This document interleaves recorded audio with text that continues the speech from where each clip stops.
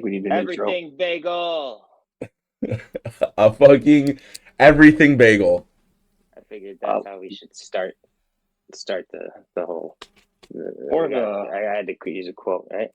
Okay. Anyway, this is the Squadcast movie podcast. I'm Dan. yeah. Um, what are your guys' names? Well, Josh. that's Josh, and I'm Latrell. Hell yeah. Hell yeah, boy. Okay, and we are. This is our very first, hopefully of many podcast episodes where the three of us film bros, for lack of a better word, talk about it. Talk about some of our favorite movies, all new movies, old movies, good movies, bad movies, all genres, all eras. And and today we're starting with two movies, one that's very recent, one that's semi-recent. Everything, Everywhere, All at Once, and Fantastic Mr. Fox. Before we do that, I'm just gonna give a very brief introduction on myself. We're not really gonna get into like our lives or anything. I'm just our relationship with movies, I guess. For me personally, I've grown up in the same in the era of the Star Wars prequels and the Marvel superhero movies, and I guess in recent years I've become more of a independent cinema fan. Um, but so I guess I would say I'm probably of the three of us, I'm gonna have the probably the strictest taste of the bunch. That's But fair. I would say I'm still open. What about you, Latrell? What's your I don't know your relationship with movies? My relationship with movies, you ask. Well, out of the three of us, I think I have the least taste. And by least taste, I mean I just am a sucker for everything big blockbuster. You give me some monsters or some superheroes and just a semi decent villain, semi decent protagonist, antagonist. I'm in it. I just need big noises and a lot of fun. That's my normal genre. I will say I have seen just about every war movie under the sun. So I like if I had to give myself, I guess, a favorite genre, it's probably that. But outside of that, I'm here for the love of the game. I'm just here to have some fun and give that the You're little a bit of an joyful take open on book it. yourself too, I would say. Yeah, I mean, I watch everything. I just if there's a big blockbuster that's out there, you bet your ass I've seen it. Okay. And what about you, Josh? Um, I like to watch anything, honestly. Anything that just has a good story to it and has, gets me involved in some sort of way. I'm not prejudiced against anything. I'll watch anything. Like I grabbed my neighbor, my 9-year-old neighbor, and took him to go through the Minecraft movie, so it doesn't look as pathetic when I went to go see it by myself. I'm happy So you you worded know, it that way. I really am. exactly how I did That's it. huge. All right. So with all So that in mind, given the fact that we do have some differences in terms of, I guess, taste and the strictness of those tastes, I thought it was a great idea to choose two movies that both kind of fit the realm of fun and exciting and centering, if not big blockbusters, still kind of like out there, but then also at the same time kind of fit my criteria for being, hitting all the right notes in terms of writing, directing, performances, all that fun stuff. Yeah, no, I'm With that, I'm I I'm guess excited we about this. It's gonna be a fun one. I'm very excited. These are probably okay. two of my favorite movies in the recent, like past 10 years, I'd say. Okay. Well, with that, let's start with Fantastic Mr. Fox from Oh, 2014, baby. Go. written and directed and, well, I wouldn't say animated, stylized in animation by Wes Anderson, the beloved Wes Anderson. I imagine we're going to be talking about a few more films by him on this podcast in the future.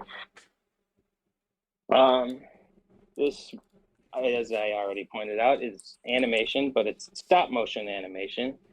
It's I wouldn't say it's the most popular animated movie ever, but it's kind of it's sort of like an indie classic animated film. I feel like not everybody in the world has watched it, but everyone who has absolutely adores it. Yeah. For sure. I, for one, adore the hell out of this movie. I can go right off the bat that it's one of my favorite animated movies, and it's actually seriously one of my favorite, if not my favorite, Wes Anderson movie. Wow. Really? You'd put that above some of the other ones, you think? I guess without spoiling future episodes, I guess. What do you think? No. It's fine. Listen, yeah, actually, let's put that out there now. Everything we're doing is a spoiler review anyway. So, Yeah. yeah.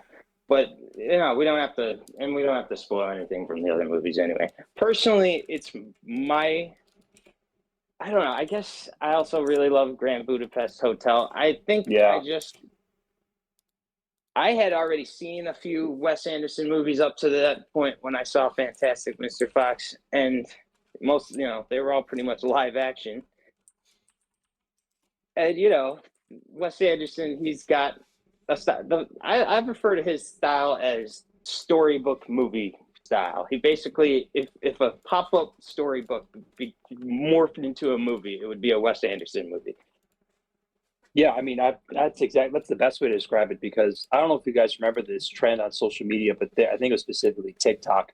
But it was like a Wes Anderson movie trend where they'd like add colors to everything, and it definitely it that weird showed exactly what it was color like. grading, color grading in all of his movies. That so many of the freaking still frame shots. Yes.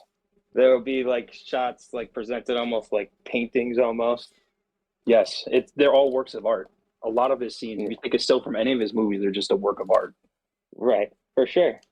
No, he's also known for things like, I don't know, I guess bringing back a lot of the same people. He just Bill Murray's got to be in it. I was like, Bill Murray's always there. Got to be in it. Yep. One of the Wilson brothers or both of them has to be in it. It's very fun. It's kind of almost adds to the absurdity of his style, I know, because a lot of these people are like comedy people too. Yes. Yes, like they're not like Bill Murray's a funny guy. Yeah, right, exactly. He's not like the guy you get if you're trying to make your best movie or something. But nonetheless, just like I guess I could tell that when he cast, when he made like Grand Budapest and casted Ray Fiennes, like I feel like he knew he was going for an Oscar on that one. Oh yeah, Ray Fiennes. Okay. I wish that he played Voldemort. Yeah, right. I know. Well, they changed him up so much for that. I know. Well, about the movie, Fantastic Mr. Fox. I believe this was his first time doing an animated movie. The only other one I can think of is Isle of Dogs. But that's later that in the one's decade. recent. Yeah. Really? It was his second movie, you said? It was his first animated movie. Oh, I was like, are we sure it was his second movie? Yeah. That's the other thing wild. to bring up though, like the stop motion animation lends itself so well to his style of directing movies. Like in a way it kind of feels like his own live action movie in a way, like kind of the same way. He does like the same shots and stuff, like of just people, back and forth between two characters, and it just keeps like showing them like still in the middle of the frame, back and forth and back. Yeah, no, like it's true. What was dialogue between what was the first animated? I don't think I saw the first one. No, we're saying this is the first, and then the second was Isle of Dogs. Really? Dogs. Yeah. Okay. We'll find out here. See, this is why we use technology, gentlemen. We can fact check ourselves. Yes. Let's find out. I think another thing that just makes this movie awesome for me, personally, is I don't know. Did you guys read the book? I did not read the book. I did not read the book. I did not. I was never really a huge book reader. A long time ago, in like I don't know, junior high maybe. So I'm not entirely all the best memory of it, but I It was a little bit faithful in how it described the characters. I remember, in a way, it was like the first time I ever got anxiety reading a book, because the way the book describes it, they just keep on digging and digging and digging, and those partners just keep on going after and after, and at a certain point, I'm like, man, is there any room left? But they just keep going, and I'm like, I don't know, it just felt like they were quite literally digging themselves deeper and deeper into a hole while as the book goes on. And did you feel that same sense of? I guess what were you feeling when you read that versus what you versus saw? what you saw. That's a good question. I would say it was a lot less anxious watching the movie, because the movie is kind of, it's kind of a comedy. So the whole time it happens, like, there's parts that just make you giggle a lot of the time. That's fair. I think that it also just has to do a lot with Wes Anderson as a Yeah, filmmaker as well. His character presentation is right. very just on point. You know exactly what we're dealing with when the movie starts. And they're all dramedies. They're all comedy dramas. Like, Yeah. There's humor to all of it, which is, I mean, that's obviously a theme to it, but it's funny because I think it just, like, I mean, if you compare it to the book, it's less anxious because I'm constantly, like, I guess, laughing at the things the characters say, which I guess for some people they would probably say that brings it down. But I mean, there's really, I guess I'm too busy appreciating it when I'm watching it. So, and that's especially just in the characters that he writes. I love all the characters in this movie. I mean, obviously George Clooney's character is Mr. Fox, and they got Meryl Streep to play his wife. But even like Jason Schwartzman as the son, he's kind of a I don't know. He's funny to me. I guess some people think he's whiny, but I just think he's a perfect kind of character to throw into Right, this. Ash, right?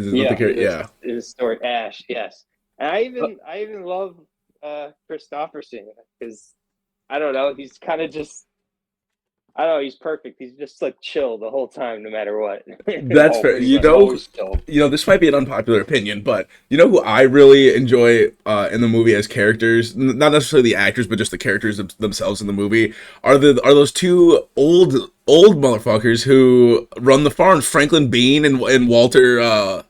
What's the other dude's name? Walter Boggins. Boggins, yes. Boggins and Beans. Boggins and Beans. Boggins and Beans. Yeah. Talk about two just over the top, like, real. It gives me what's that other animated Chicken Run? Is that it? It gives me it gives me Chicken Run vibes, and I love both of those movies thoroughly. It's a while back for me.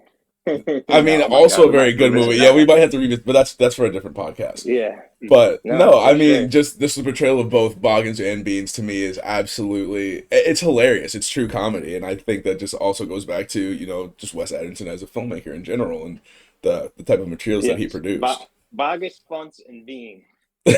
Boggins, Buns, and Beans. Buns and Beans. Oh my god! Yeah. Jesus Christ! Oh my god! Those were your favorite, right? I'm not your favorite. No, they're great. I'm with that totally. Yeah, no, they definitely stood out to me heavily, just as very good, just characters within the show, and also just a good obstacle for, our wonderful Mr. Fox there. Speaking of obstacles, I enjoyed, and I forgot that he was the voice, but Willem Dafoe's Rat. What a great antagonist in the movie. Like, he just, every antagonist role that Willem Dafoe plays, he just kills. Oh, dude. Willem Dafoe is slowly, the more independent cinema I watch, which he's in a ton of it, the more he's becoming, like, my favorite actor ever, dude. I'm not kidding. He is in so much good shit. Yes. I can already think of a couple movies that he's in, like, even in recent years, that I would love to add to our list. That Poor Things. I'd love to add Poor Things. Have you watched Poor Things? Yeah, I have seen Poor Things in theaters. Yeah, that's on the list for sure. You saw that in theaters? Damn. You know what I watched recent? I guess by recently I mean the last couple of months was The Lighthouse. That's a That's great a movie too. great William We Dafoe could add movie. that too. That I'll have to add movie that to my is list. I've surprisingly not freaky. seen And that. you No, well, haven't add it seen? to Okay, your I'm sorry. list. This is not Yeah, the Lighthouse Yeah, we're so podcast. This is I know we're so it's all right. We're kind of a little loose. Yeah, I know we're scrambling a little, but this is great because we're kind of figuring this out as we go right now. And yeah, he's probably not even the first actor that we're gonna think of where we want to just do a bunch of movies from him. yeah, absolutely. yeah. I'm sure we're gonna have But I mean, tremendous amount of especially movies. just interesting actors like that. They're perfect. I would So I I'm guess trying to absolutely. think I what else. have a question then. So this will tie us back into this. If you could add anyone to the cast of this movie that might make it better, who would you add? Because I have someone in my mind, but I'm kind of curious to see what you guys think. I know somebody pops into mind immediately, but honestly, I would pick this actor to add into just about any film, and that'd be Will Ferrell. Mm. I mean, I'm just, I'm just a huge Will Ferrell fan, and honestly, to see him in, an animated movie like this, that would be off the walls. Now, would he necessarily fit in the style of the movie? I don't know, but would it be hilarious? That would be my Absolutely. one reservations. Like, could he dial it back enough to fit in the aesthetic of Wes Anderson? I guess is the I'm I've sure always he biggest thought question. could. that Yeah. Will Ferrell is a little bit more talented than the roles he's ever taken. Hmm. He's I don't know. definitely a flexible actor, I would say. I think he would fit in well. But I digress. I want to hear Uh, your I don't guys's know if he'd be like an options. Oscar winner or anything. I just think he's better than just a guy that yells all the time. But people like that. That's what he Yeah, makes I mean money off. he So he why not just makes keep doing a that? lot of money off of what he well, look, does, but I would agree he's definitely a talented actor through and through. I don't know. I guess I have a weird one. I would I don't know, man. Unless I'm I could probably think I don't know. For some reason I'm thinking Samuel L. Jackson. Samuel L. ooh, Jackson. yeah, I could see that. I don't know. Just one person. The Yo, cat probably use a little diversity. But Yeah, I mean, I was looking at the cast list he recently. I was like, said oh, that's pretty Samuel L. Jackson. it's pretty all, white. I'm yeah. sorry, That's actually that's been a like a great minor pick, but that's critique. just so funny to me. That's been like a minor critique of Wes Anderson movies. Like I mean, he works with all white people all the time. I mean, pretty much. It's not like a huge deal. But it's Yeah, like, damn, man, not even a single. You never get like Denzel or somebody. right. Oh, Denzel wouldn't be a I bad guess option either. what's his name in Royal Tenenbaums, but I digress. Josh? Um, I thought this in my head is like a shoe in. Like it's kind of weird that he wasn't in the movie, but I think that Tom Hanks would have made a good addition to this movie because he does Tom already Hanks? like him as Woody. That's a really great he, animated character. And I sure, think he he has already has enough George comedy. Clooney. Yeah, that's what I'm saying. It's kind of like two powerhouses, but I think would they be able to share the role?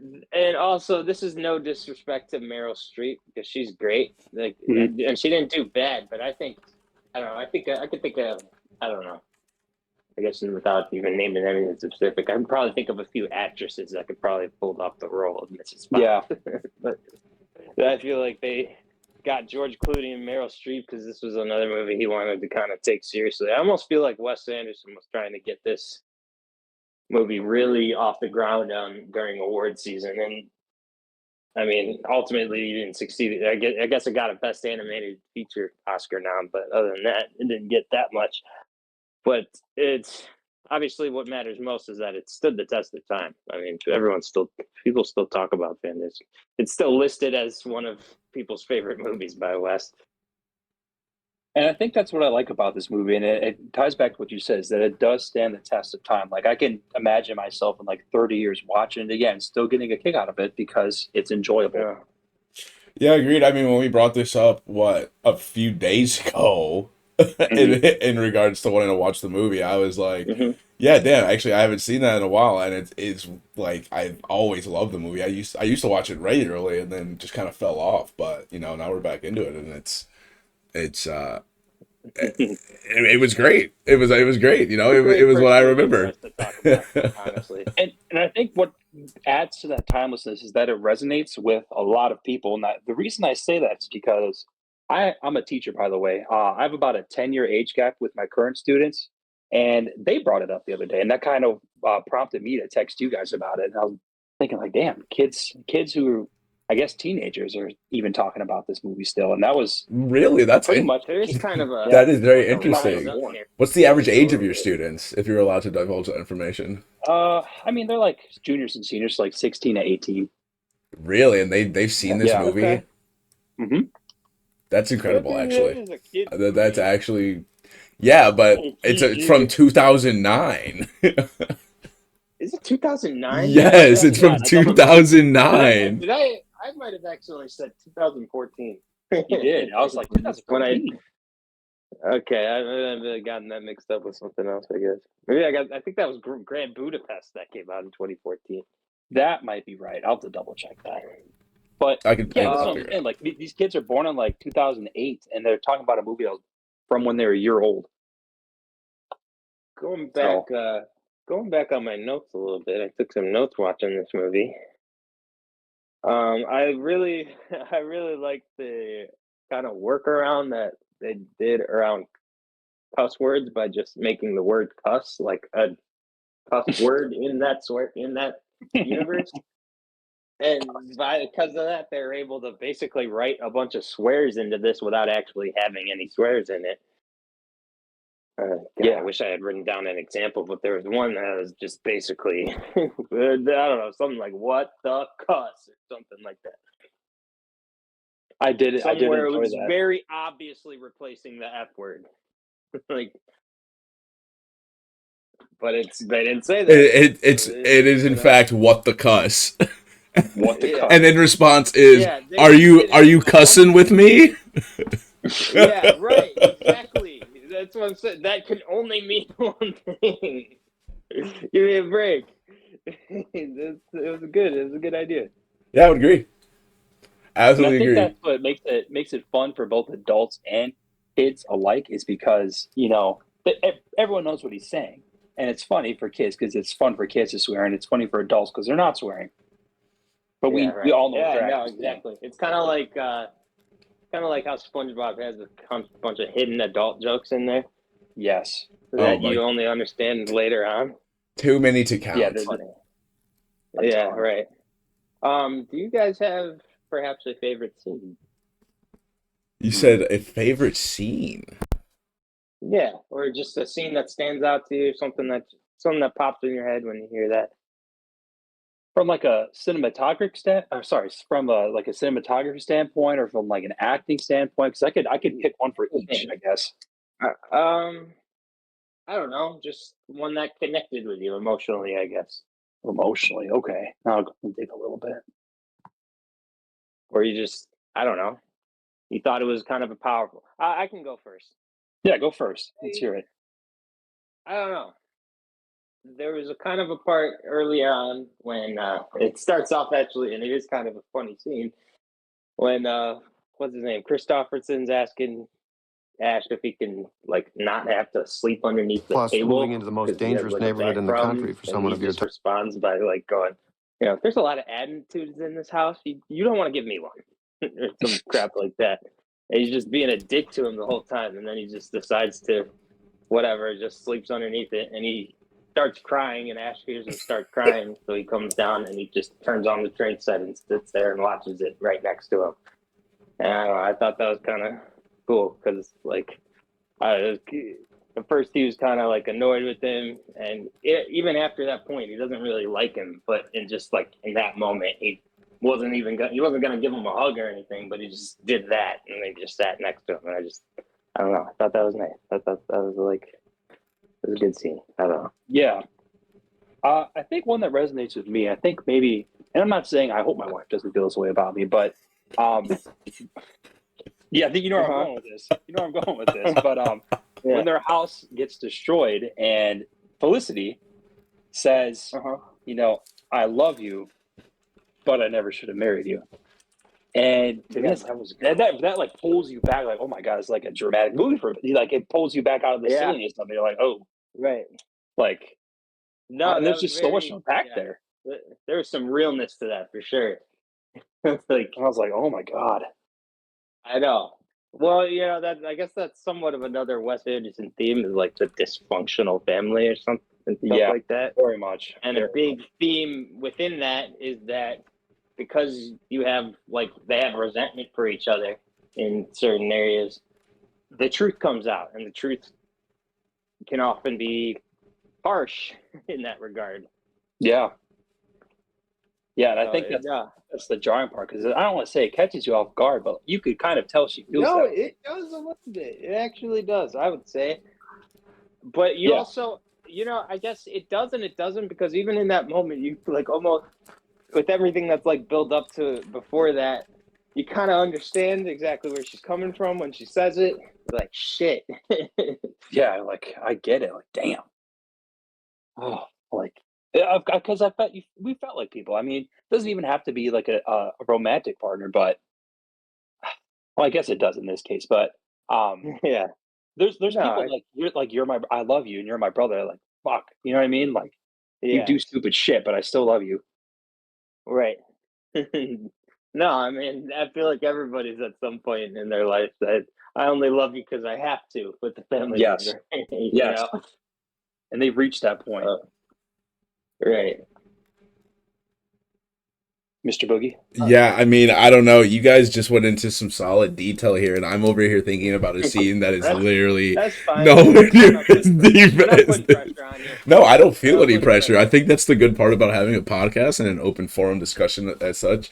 But anyway, uh, one of my personal favorite scenes, and this is also just going back to one of my first comments, as we were starting the podcast, is when Mr. Fox, our lovely Mr. Fox, when he's getting introduced to Boggins, Bunsen, Bean, and we kind of get an inside look for what like they're actually dealing with.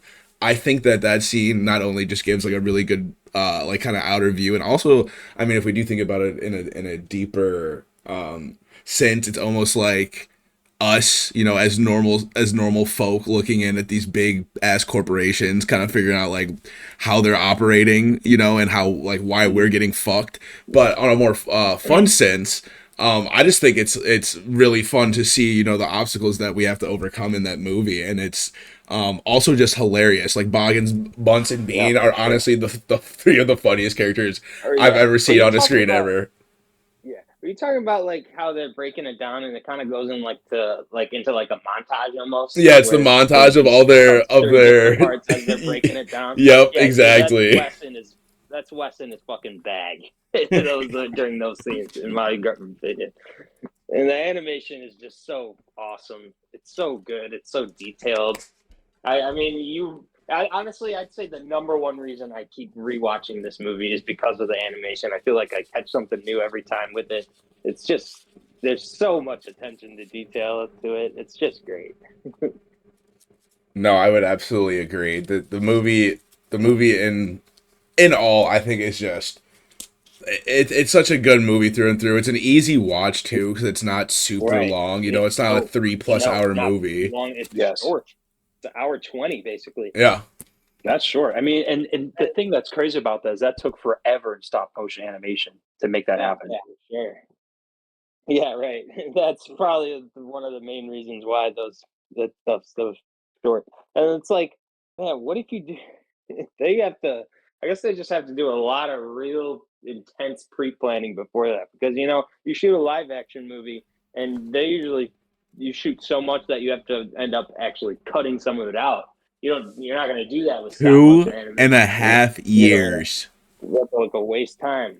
2.5 years. That's how long it took them to produce Fantastic Mr. Fox. Yeah. It was shot 12 frames per second, resulting in a slightly less fluid animation, but it took them 2.5 years to complete it. It's good though. It works. It lends itself to his style. As I understand. Holy hell! They had to make 535 puppets for the film. Yeah, I'm sure. And that alone took 7 months, is what I'm reading here. Oh, dude, that's great. It's a lot of work. When Oh yeah, it's great when you know that that much effort is being put into those movies. That's why, without even getting into it, I like to watch like some of the anime movies that you guys have already seen a ton of. Oh my goodness. But because Oh man, yes, no, we'll I'm get not into going to those. branch off into it. I'm just the point I'm making is my number one reason why I keep coming back to those kinds of movies is because the animation in that stuff is just so beautiful. And I remember seeing a Miyazaki clip where it's just like one 10-second clip took like 4 years to animate or something. It was Right? like, holy shit! Man, Like that's just like that is just so much effort and like into passion. making something and fully realized. Yeah, it's just so good. So And yeah, when I hear that this shit took 2.5 years, like it yeah. all makes sense. But also, you just know that And I mean, that's kind of on the low end for a there was a lot stop put motion into it. film too, and it's still incredible. I mean, what Yeah, Coraline sure. took 4 years to produce? Yeah. Oh, Coraline's good too. Yeah, Add it to the Coraline's list. fantastic. Add it to the list. we'll just say that instead of going on tangents about every good movie we bring up. Just yeah, add it to the list. Add to the Added it to list. the list. There we go. Added. Added. I don't think anyone brought it up, but I love the music in this scene. In a way, it's starting to become iconic. Dun, dun, dun, dun, dun, dun, dun. Yes, yes. Oh, I mean that was. Dun, dun, dun, dun, I dun, hate to keep bringing up dun. social media, but I believe that was part of a social media trend too. Really? Using the music as the background for something. Yeah, I mean I'll have to find an example, Yes. but I'm pretty sure it was. I feel like I've heard it in a bunch of different things. I don't know what else, but I feel like I've heard that tune in so much stuff. That's very It's all interesting. I catchy. don't think I have caught that, to be honest. It's it gets stuck in my. It's probably gonna be stuck in my head for the week. And for the amount of time The that I music. spend doom scrolling on like And they use TikTok and Instagram overall right like now. just like banjo farm music, kind of like, especially in montages. But just anytime they were like progressing scenes, they would use that kind of music. They had the one part where the guy was singing the song around the campfire while they were just raiding all the houses and stopping. It was kind of funny how they would have him like have the puppets like stop and dancing in all of these while the music was playing. Yeah, it's I could tell they just had. That's probably when they had the most fun animating the movie. honestly, yeah. I I can bet you they were imagine. bumping the soundtrack in the background too. I would be. I I wonder if they absolutely. got sick of it. Or they were just playing some other music and like just kind of going with it, you know? Yeah. Yeah. All right, so let's.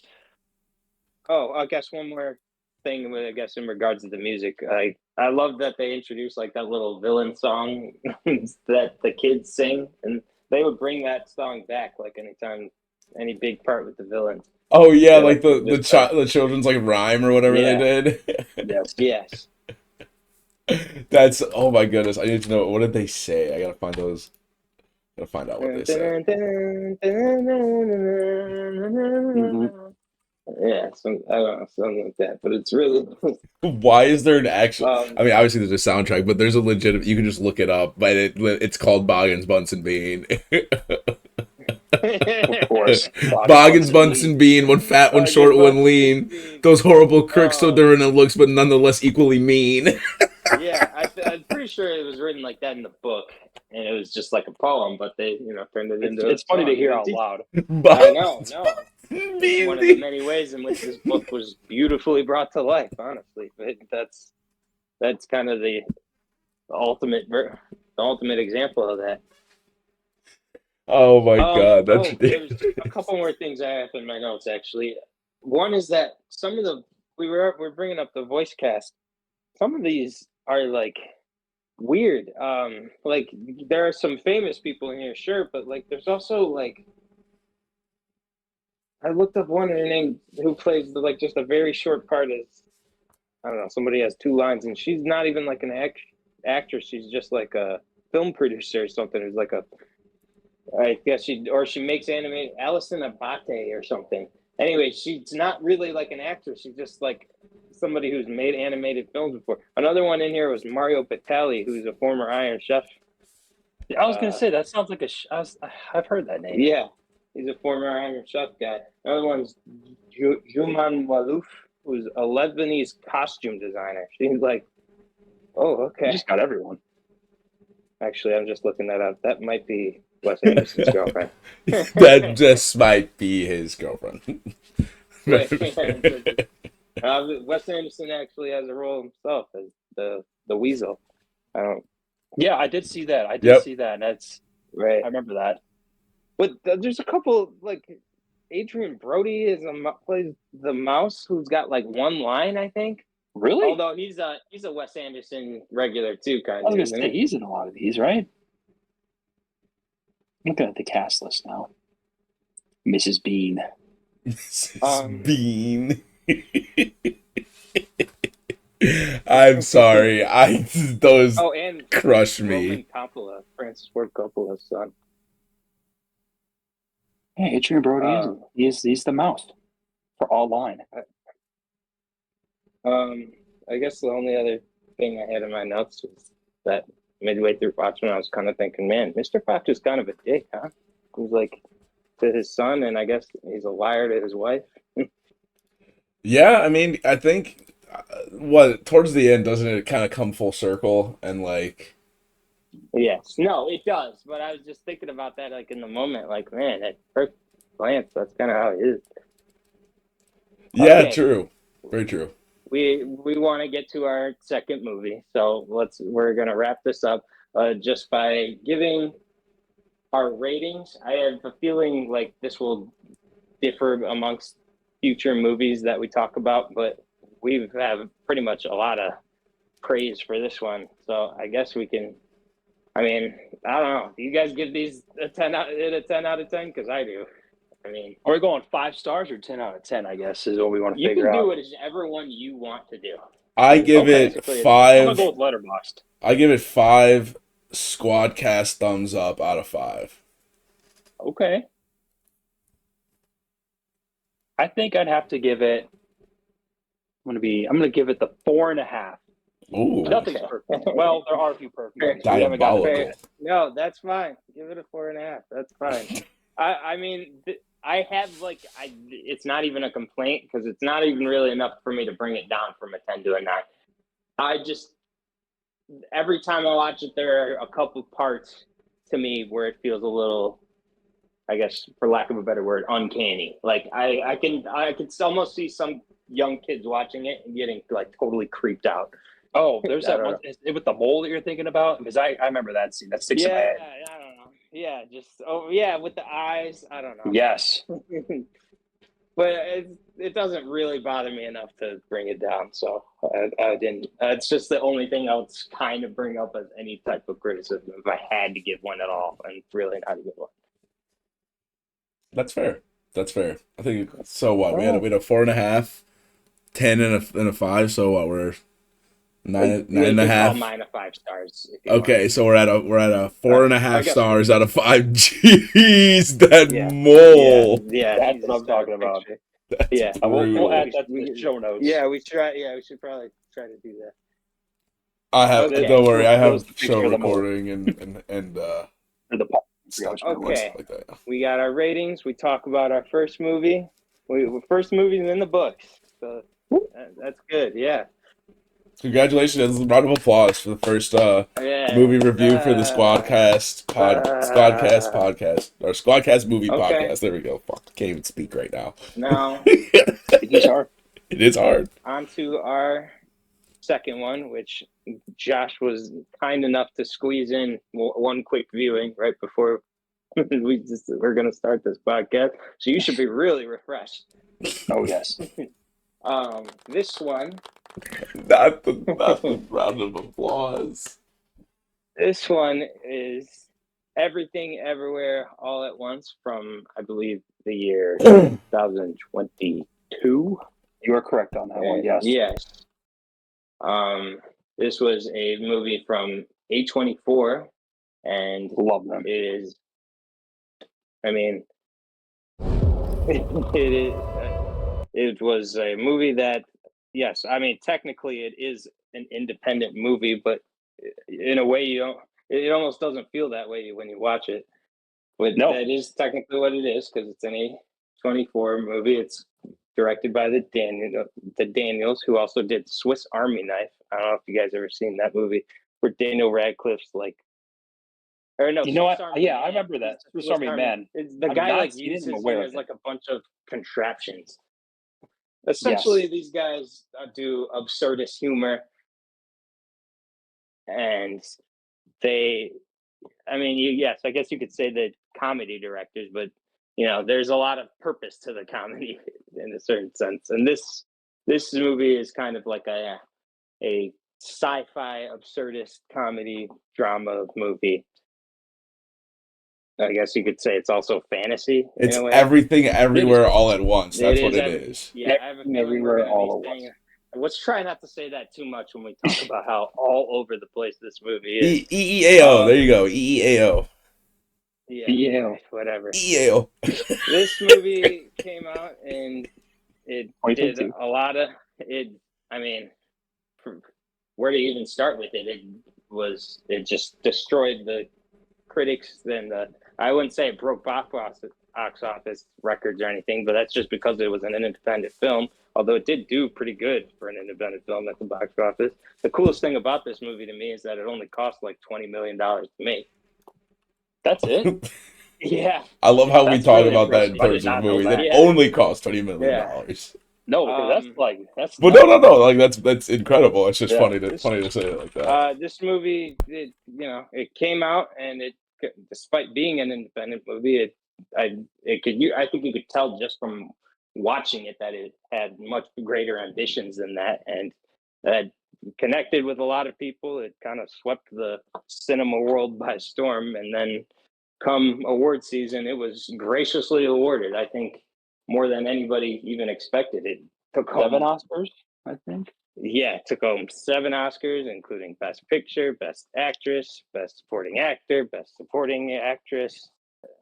I think directing, screenplay, and one other thing I don't remember, but I mean, it got 94% on Rotten Tomatoes. I mean, it was phenomenal. It was a phenomenal movie. yeah, it's a beloved movie, and it's kind of, I mean, in a way, it's kind of important for like independent cinema as a whole because it did a lot of groundbreaking things. I mean,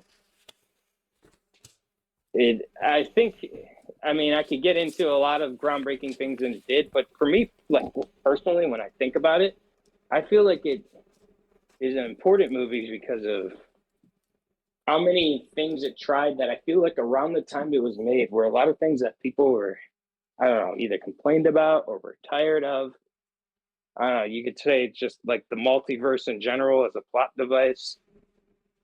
But Yeah, also, I think it does rise up but around the same also- time with Marvel too, with all their multiverse Right. stuff. yes, it came out at the same time as Doctor Strange in the multiverse of Oh Lord. madness. Which, Yeah, I think mean- everybody watched both of those movies at the same time. See, and were that's like, the funny part though, is that I didn't watch Everything Everywhere All at Once until this year. I watched Multiverse of Madness and then completely forgot about it. I'm not even gonna lie, and I can regret that. Yeah, So I missed right, the hype of it exactly. at the time, but now that I watch it this year, I understand, and I do agree with the hype. Like it was that good. Right, for sure. I just, when you compare these two movies too, it's not even, I don't know. For me, it's not even close. I feel like one does all of these things right, while the other one is an example of one that kind of does all of it wrong. Oh yeah. You put these That's two just side how by I side. feel. Yeah, you put these two side by side. That's the thing. I feel like people were watching this movie off of something like that, and I saw one person's review is like, I kept waiting for this movie to not work, with everything that it was throwing at you, and it just It was never ambitious, happened. As ambitious as can be, and it just everything just worked perfectly. Yeah, no, agreed. I mean, it was very cohesive, and I mean, it was very subtle too. Even at the very beginning of the movie, it like you subtly saw these things start to happen, and then it slowly ramped up and ramped up until we got you get towards the end of the film, and like I think there was a certain point I was watching it and I had to pause the movie because I had to like recollect and think about what I just like saw happen in front of me. It was a very like Yeah, surreal there's a lot to think about. experience. Yes. Yeah, I mean, that is literally, in a way, it is surreal. Like, literally. But also, before we continue, I'm going to try to do this with this movie. I kind of forgot to do this with Fantastic Mr. Fox. I kind of want to very briefly discuss the synopsis of the movie, which is, I don't even know how the hell you do that I with this did movie, play the but it's trailer while we essentially, opened up, FYI. oh, okay. So we do have that. Well, essentially,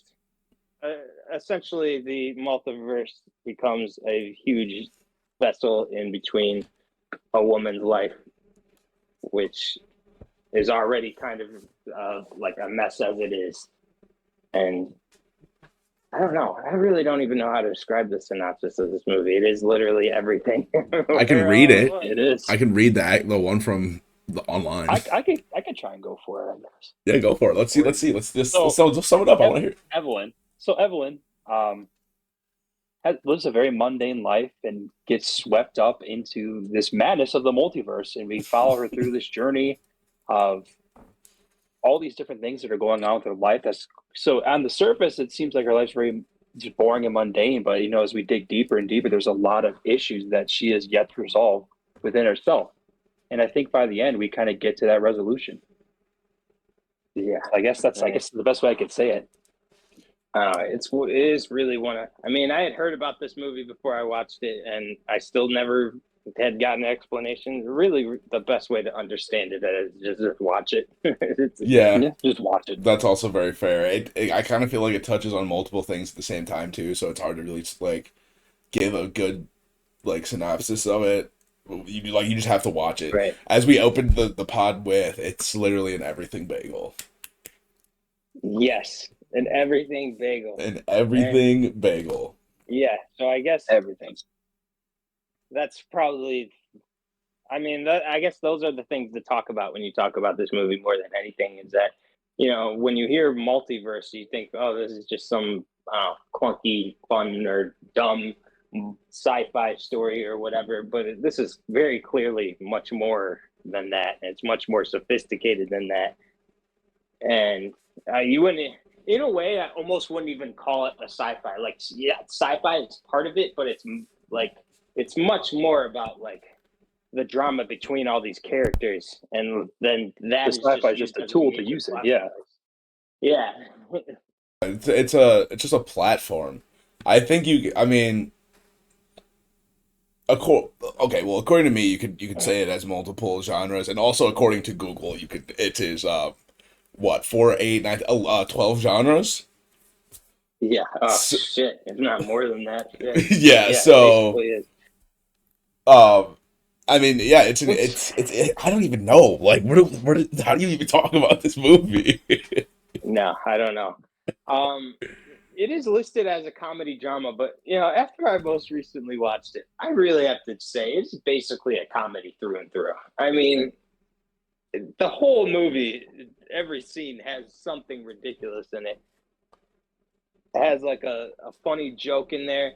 And it's not even just the humor itself in there, it's the way it's presented. I mean, there will be the part where I think they're showing like a montage of like when she's like thinking about going into the bagel, and they show her in each universe kind of like doing something, I don't know, I guess bad almost. Yeah. And one of them is the hot dog fingers one, where she's in like a lesbian relationship. Yo, with the Jamie Lee hot dog Curtis. fingers It's thing just, killed yeah, me. that shit. There's like a serious part during that, and in the middle of it, they show a clip from that universe, and she's like hopping away on one leg.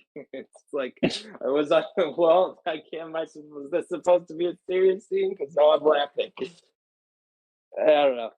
Or then even when she's going back from that, and like she's you're showing like a big montage of how, I don't know, basically how awesome Waymond is, and that's kind of what pulls her back.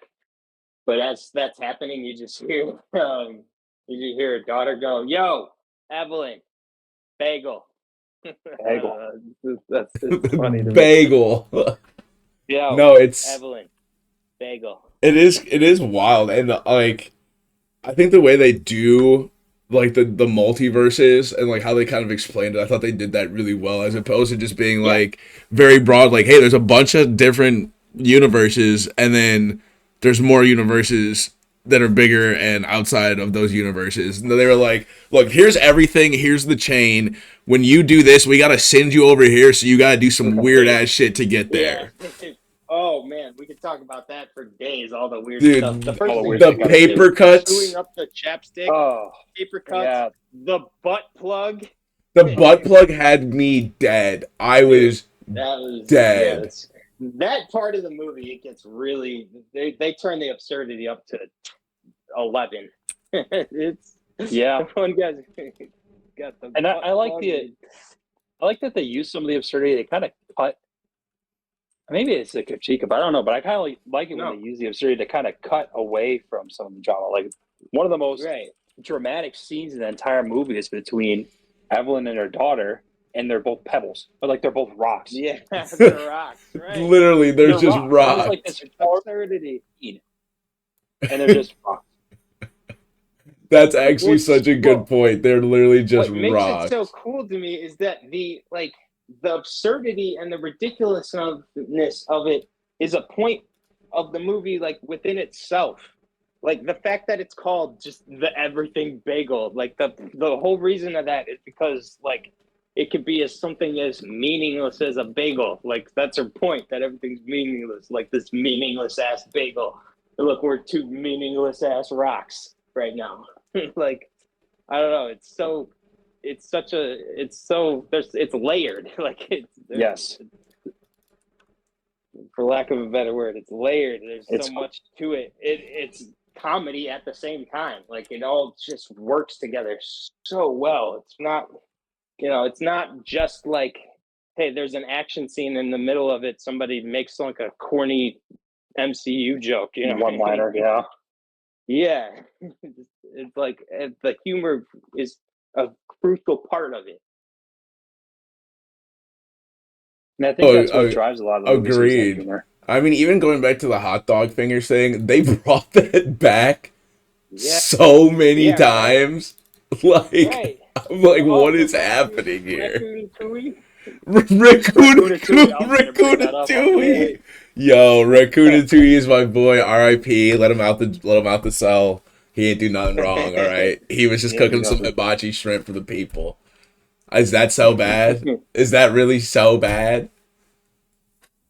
I don't think so. So to prepare for this podcast, I watched this movie like twice in back-to-back days. Yeah, I did. He's an No, animal. this guy's an animal. Well, because I just wanted to really like catch a bunch of stuff. It's great when you rewatch stuff and catch things again. I didn't know. I guess I did notice this more recently, but I didn't know until like one of my rewatches, like just how early you see things kind of shift into gear. Like before the first time you watch it, you think the first time things start happening is when they're in the elevator, and from the alpha verse, his version comes in and starts talking to her and writing the stuff down. No, you could see it before that.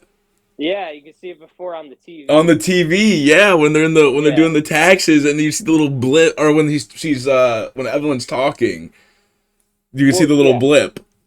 Right, it's great. It's good because it's a good thing for like a rewatch, because when you watch it the second time and you know everything that's going to happen, now you know in that scene what's happening there. Like that's why good movies like that, like this, kind of stand to being rewatched, is because of stuff like that. Yeah, no, And- agreed. It makes it rewatchable. I'll probably end up rewatching it again, especially with my partner. Right. No, Yeah, for sure. my wife has not seen it yet, so I think this be a good watch with her. Oh, dude, yeah, she would love it. And I'll have to show my we're baby still too. talking about, yeah, they'll love the dildo slapping scene. Yep. Oh my god. Just cover the baby's eyes. It'll be all right. Baby, look away. Baby, look away. Baby, look away. You ain't see nothing. You ain't see nothing. It's all right. That Oh, scene was crazy. That scene was crazy. Do I say like I have yeah. to say that it was insane. Like in the beginning, in that elevator scene when he first goes like her life path or something, and it's Mhm. so when she's born and they show it to her father and goes, "Sorry, it's a girl." And he has a frown on his Oh my god. I did So not relate to that. yeah, no kidding. Oh, But I guess. well, I guess. Oh, I guess I wanted to ask you guys, chime in here. What was your? So we've been talking a lot about the absurdity, which I think is a big standout of what people remember about this movie. But what was your, I guess, more serious scenes that stood out to you? Because I've got one, and I want to hear from you guys too. More serious scenes, I think. Yeah. I mean, hits it right on the head, like the scene at the end, like the very end when yeah, well, that is um kind of the main dramatic scene between yeah, her and her daughter. when she's just like all right, like you can go, and she's just like go figure it out, you know what I mean? And then everything Mhm. hits. I'm blanking on the daughter's name right now. I don't know why, but Joy. wait, what is Yeah, it? What's her name? Joy. Joy Joy. That's what it is. And then all of a sudden, like or everything hit. Jobu Tapaki. Yeah, Jobu Tapaki. And then like everything kind of hits the fan, obviously, as the movie was leading to. But then you kind of get like the re flashback, and I don't even maybe it's only because I've watched it one time, but like at that point, it was almost like they were watching everything happen together as opposed from just Evelyn's like viewpoint.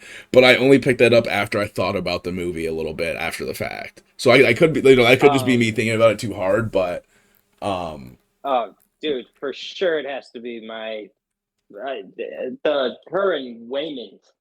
The when that goes, they go back on like what happens with him between them.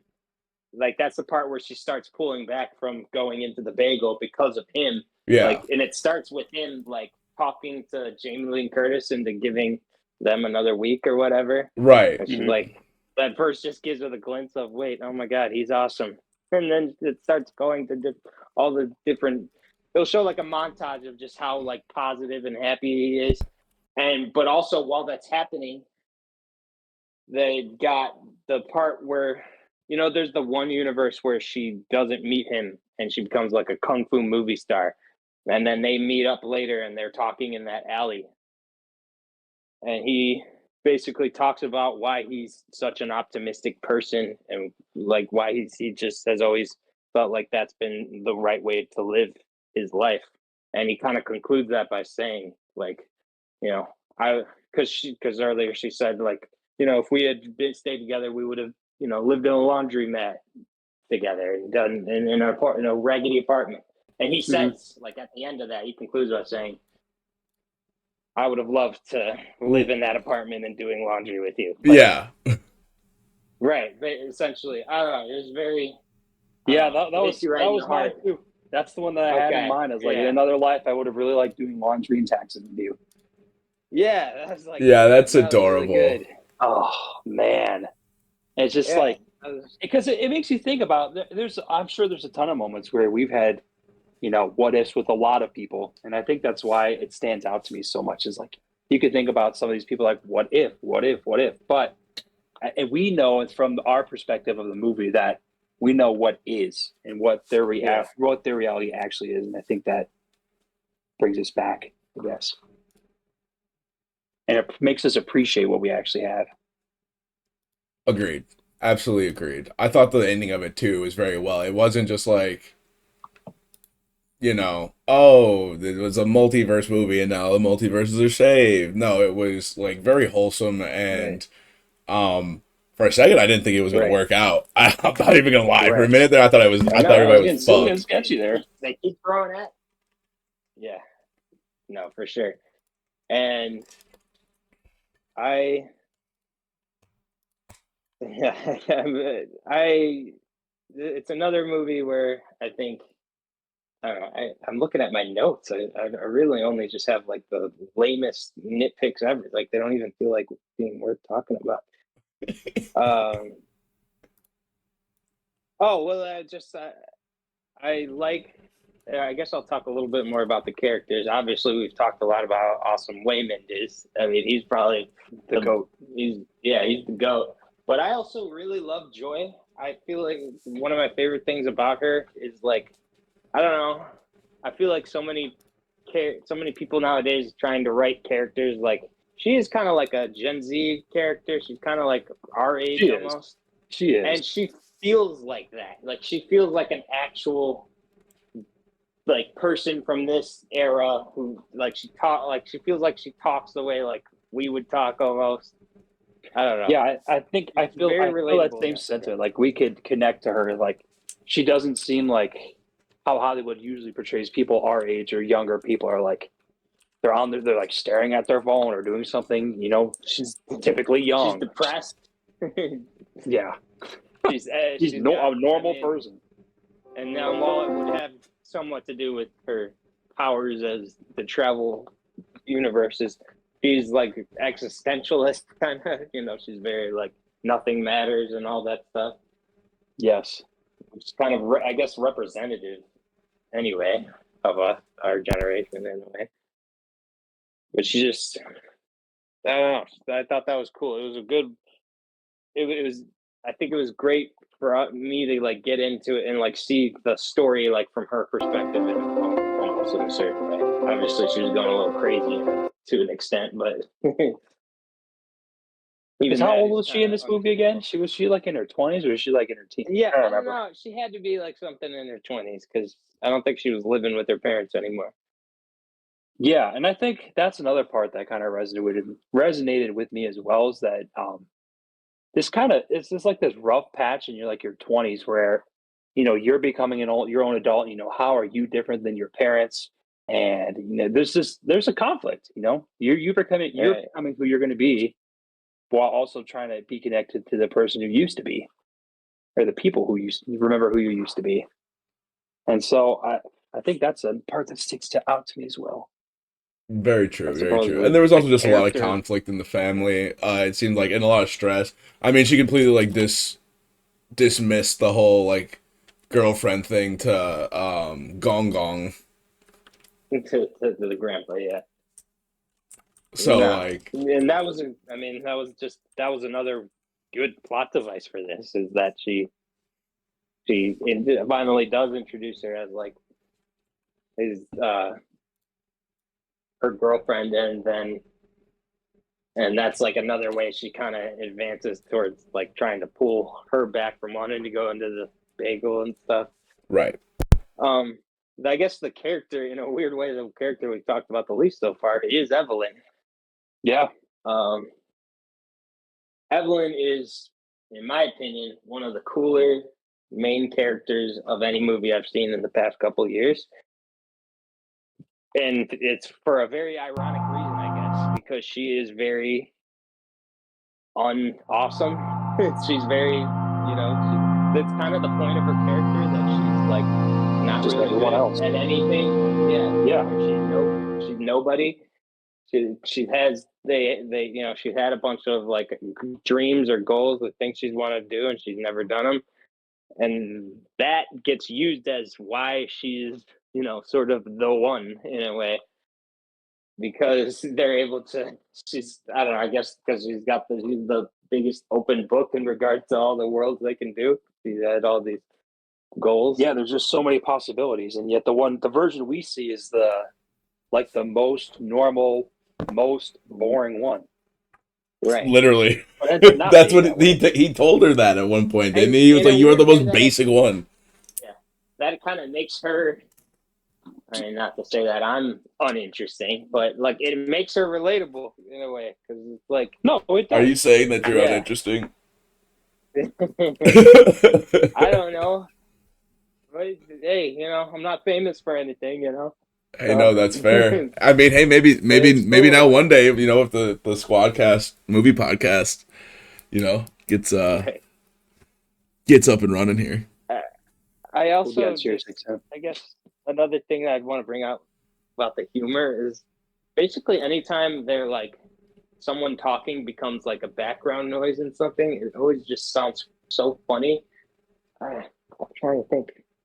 I don't know. There's like a part where, the Alphaverse grandpa is telling her to kill that version of her daughter that's like Yeah. in that world, and like she's like talking on the phone with like her girlfriend or something, and you just hear her very faintly say, "Hey, my mom's going crazy," something like, "My mom's losing her shit. She's got me tied up in this chair right now," or something. And it just sounds funnier because it's like background noise. Like it's a serious moment, and you flip back to that, and that's what you hear.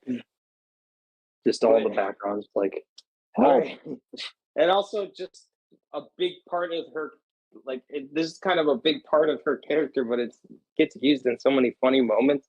Like, a point of contention sort of is that he's like thinking about filing for divorce, and you kind of see in the beginning why, because he keeps on trying to talk to her about like anything for them to talk about, and she's constantly going like, "Cook the noodles." We gotta, just brushing them aside. My grandpa's coming. We gotta, and I don't know. She just complains a lot. That's kind of how you would describe her, at least in the beginning. She complains a lot. And there's a part in the in the I don't know. I thought it was just cute, or it was just funny. There's a part when they're in the elevator and he verse jumps for the first time, and he does something with her phone to like so that she can verse jump, and it shows like a downloading bar on her phone. And she has no idea what it is, and she still thinks it's the regular Wayman that's talking to her. She's like, "You always download stupid apps on my phone." I don't know. It's just so funny to me. That's all she's thinking about in this. I don't know. It's just, I don't know. It's kind of adorable. It's just funny. It is in a lot of ways. Yeah, no, it definitely is, and it's cute how like kind of like gets back into it. I really thought that he was gonna get dropped in that room though at the end. I thought they were about to just go in on Boy, and I was so sad for a second. Yeah, When was that? At the end, when she's like finally coming back into herself, and she like right before she puts the googly eye on her forehead. Yeah, that's right.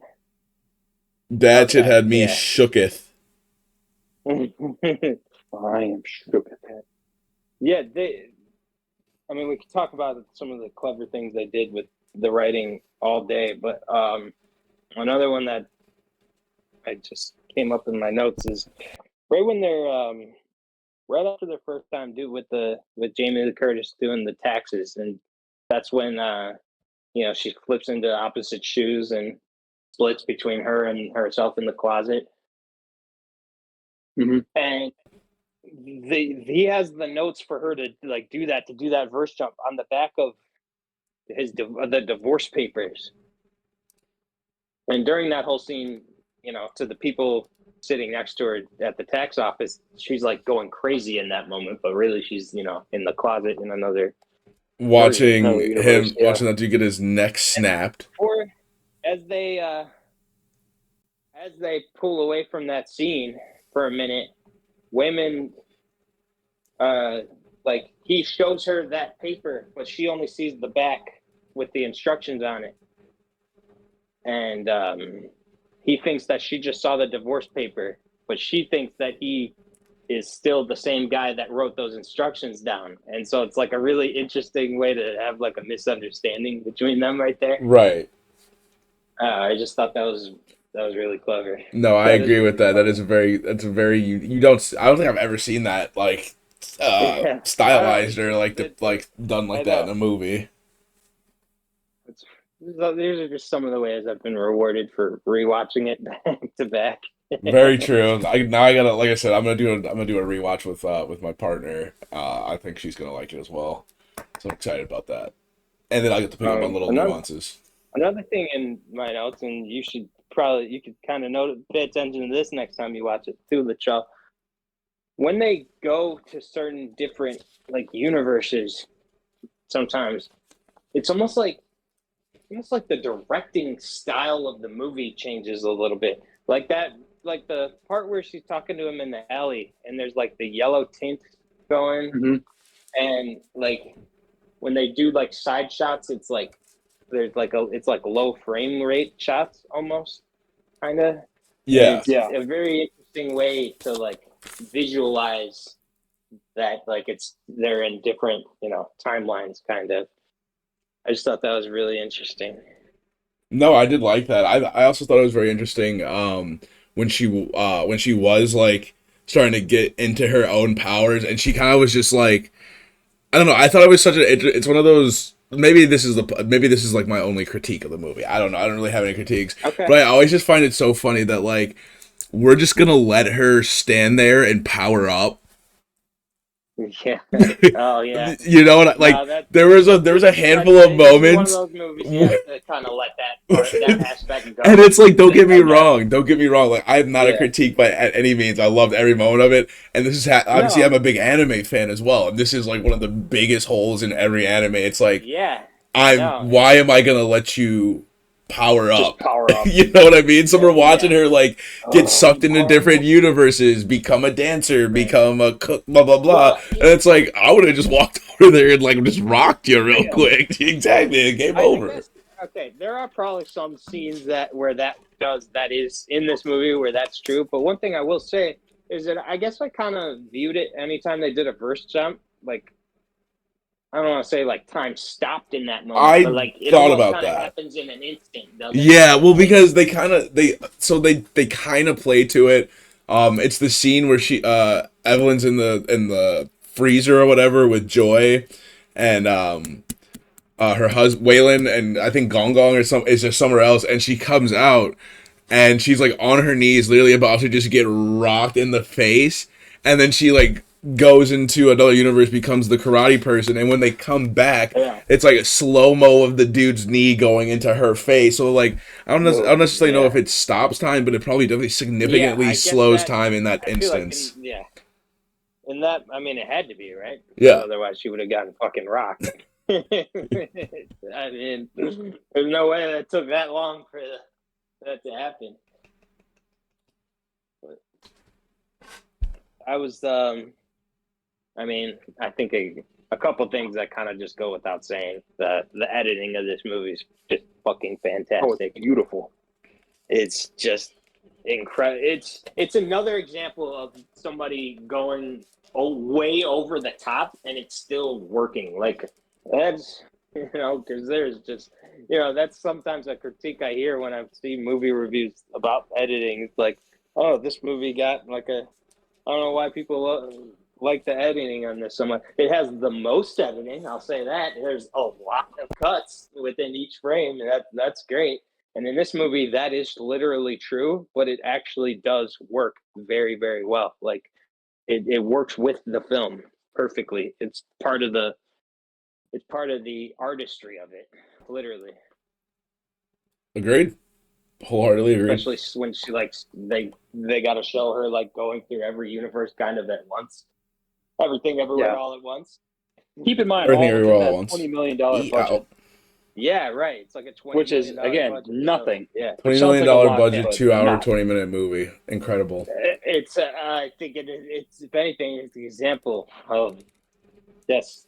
I mean, fucking these movies that'll spend $300 million and still look like shit. That money still isn't the most important aspect. It's great filmmaking and just knowing what to do with it and having passion towards it. Absolutely. I love that this movie got all the awards hype that it did, because it was one of those years. I don't love every year of the Oscars, but every once in a while they make the cool pick. You know what I mean? They just say, all right, let's give them a cool one. This is the one. Right. They've done that. They've done that every once in a while.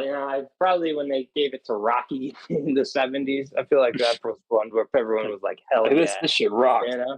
They gave it to like Silence of the Lambs. Like that was man. Dope. We gotta watch. Yeah, add to the list for October. Yep, add it to the list.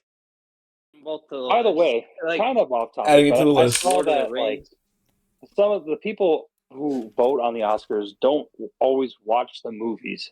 Yeah. Which I thought was nuts. Really? That's all I'm going to say about that. Yes, that came out. The people who vote on the Oscars don't watch the movies they're voting not for. Not always. Like, Well, Yeah, okay, this isn't really a defense, but the one thing that does kind of need to get pointed out, the movies that make the Oscar shortlist, I mean, that list is like 260 movies. So these people have to watch 260 movies in the year. And keep in mind, these aren't people whose jobs it is to vote on the Academy. Mhm. They're like filmmakers and other stuff. They're people who are doing other things They have with jobs. their lives. Yeah.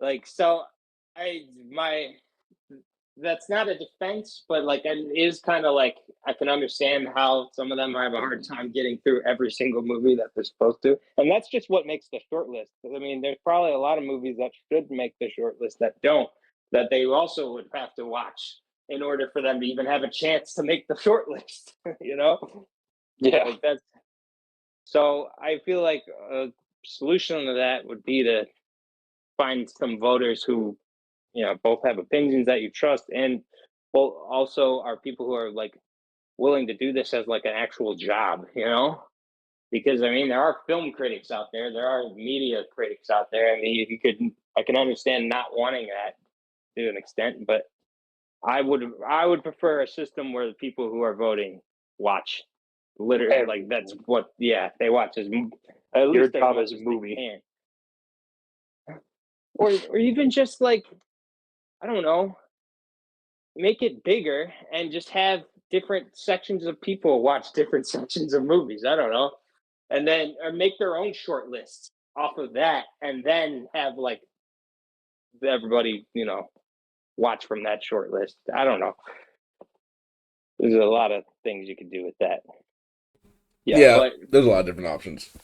my point is with that was this was a year where they made the cool pick, and you could say they made history because Michelle Yeoh was the first Asian American woman to win Best Actress.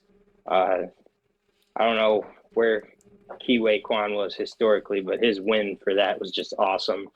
I don't know. I don't really know why they gave it to Jamie Lee Curtis. I would have, especially considering Stephanie Zhu, who played Joy, was also nominated, and I would say she Yeah, gave the better performance. I would have to agree on that. I feel like, yeah, that's yeah. Yeah, Joy's character or Joy's actress definitely it, deserved that more. I think. yeah, I would say. It's still pretty cool that it took all the top awards and it took 3 acting awards. Very true. Yeah. And I got one thing to say about the actors. We cannot sleep on my boy James Hong. All right, Gong Gong, James Hong. All right, Gong Kung Fu Gong. Panda. He was the who was it? He was the turtle, Matt, the first master. Oh, is that it? Yeah, I'm pretty sure Okay. that's James Gong. He was in all. Actually, no. Yeah, he's in all three.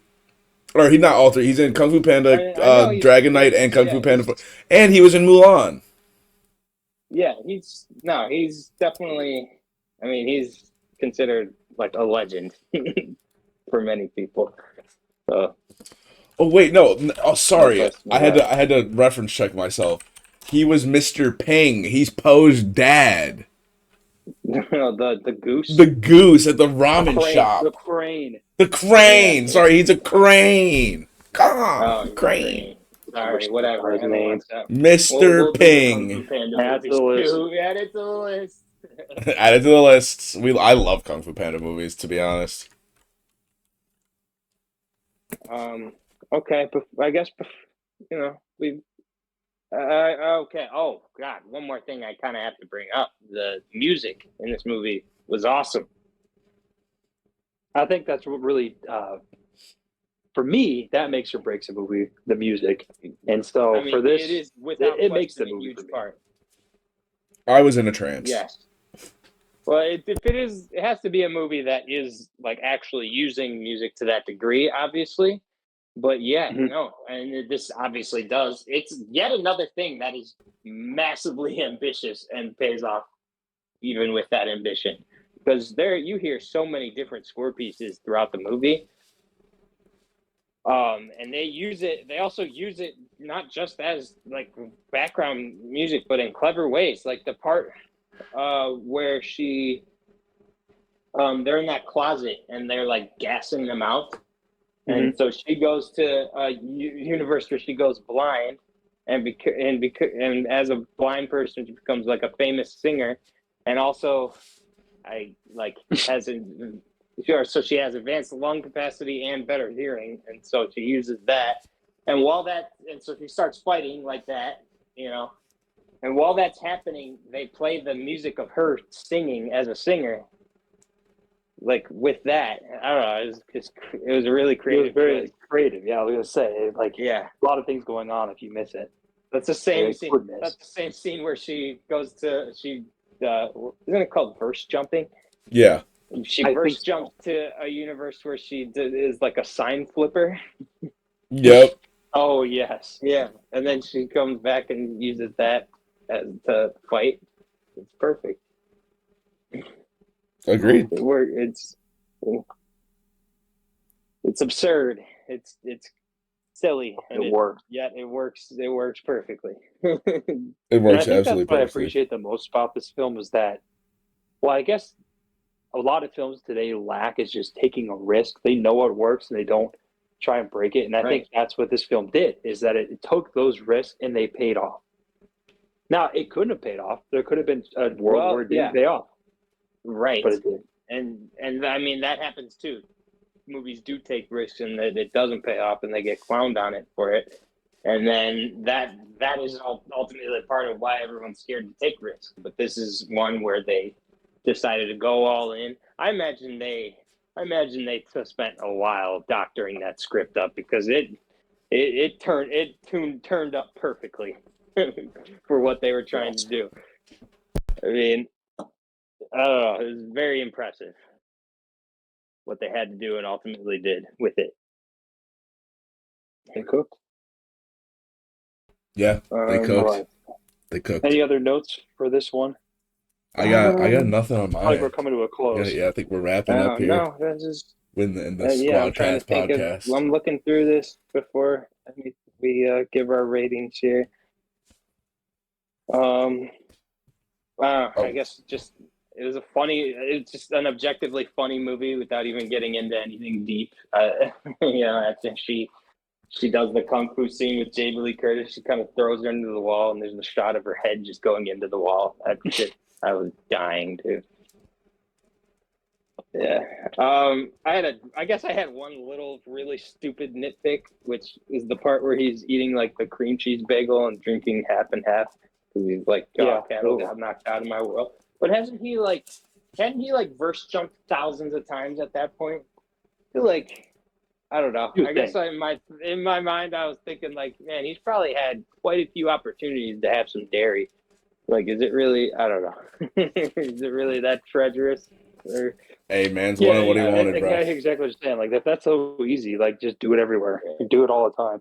I don't know. I feel like he had a lot. Yeah, there's a lot of chances, but I don't know. That's not really anything that ruins the movie. No, not at all. Agreed. Not at all. And I love how they use different universes. I talked about directing styles, but they also just address different parts of the storyline with that in terms of her relationships with everybody else, her husband, her father, the tax lady, and her daughter. It's just it's a plot device more than anything else, and it's used just so perfectly for the drama and the storylines of the characters. Agreed. And it is time, and you throw in the absurdist humor to that just flows so well, and it's for me, it's a perfect movie. And we're going to our ratings. I'm giving this one also a 10 out of 10, 5 stars. That's I know 10 not grapples. really a lot of diversity among the ratings, but that's kind of the point of this first podcast. We had to pick two bangers right off the bat. Agreed. And we did.